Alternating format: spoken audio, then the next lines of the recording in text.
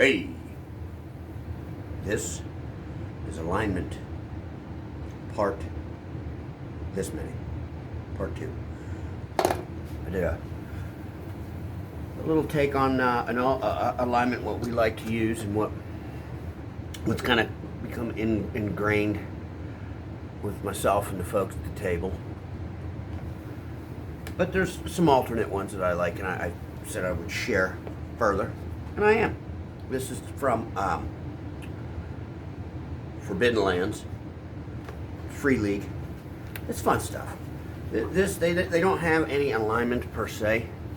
It's just, I mean, through the writing and whatnot, it's fairly implied that you're the good guys, and then there's bad guys. However, this little take actually enforces it through mechanics.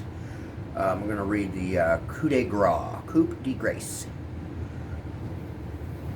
An opponent who has lost all strength or agility is defenseless. If it is an intelligent being with wits, that's in parentheses, wits is obviously you're intelligent, and you want to give him a coup de grace and kill him outright, you must fail an empathy roll. Just roll the attribute only. Even if the roll fails, you must spend 1 willpower point and suffer 1 point of damage to your empathy. Killing in cold blood is not as easy as you might think.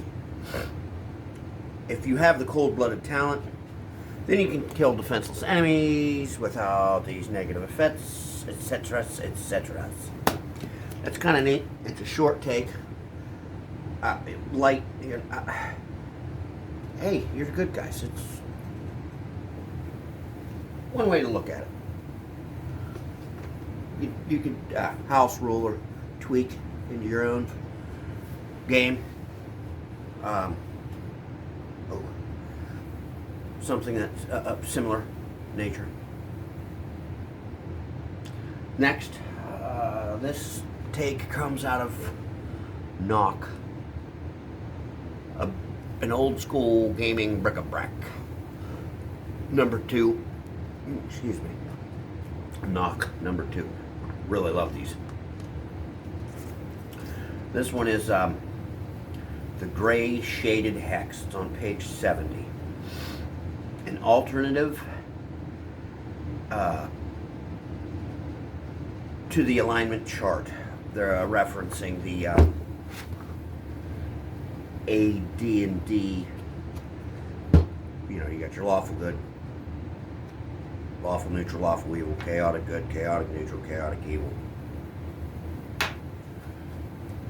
etc. Neutral good, neutral neutral, neutral evil. The traditional alignment chart is usually among the first things one considers when rolling a new character. The problem is, it sucks. At least according to this person, Lord Simon Black, scribe of the pile of bones. But anyways, it's got a. It's obviously not a grid. It's more of a hex kind of thing he's got laid out there.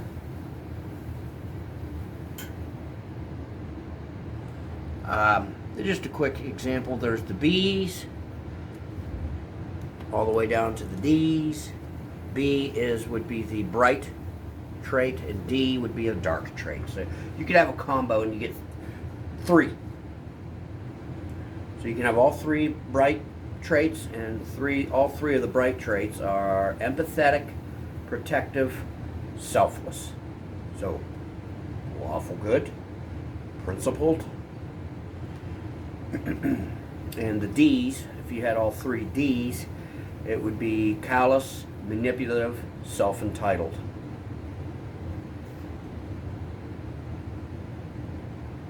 Miscreant or lawful evil, or maybe chaotic. I'm not sure, but bad. So some of the examples, of course, the 3 B's are on top. You're empathetic, protective, and selfless. You could have BBD, empathetic, protective, yet you're self-entitled. Or BDB, empathetic, manipulative, and selfless. DBB, callous, protective, and selfless. DDB, callous, manipulative, selfless. DBD, callous, protective, self-entitled. BDD, empathetic, manipulative, and self-entitled. And then they give some examples here, like a BDB, the parent. Someone who genuinely cares about and feels deeply for others, but is okay with deceiving and manipulating them as long as it's for their own well-being. Or we have the DBB, the reluctant hero, a gritty, down-to-earth type who may appear gruff and cold, even rude on the outside, but who, deep down, truly cares for their friends. And other examples. Really neat. I like it. Again, fun alternative thoughts or takes on the stereotypical traditional alignment. Traditional as in, the AD&D. Yeah, that's about it. I'm going to have some other stuff. I'd like to cover the Hero's Journey 2E, second edition. Really, really neat and inspiring work. Yeah, other than that, hopefully you folks, like this little snippet, this part of alignment.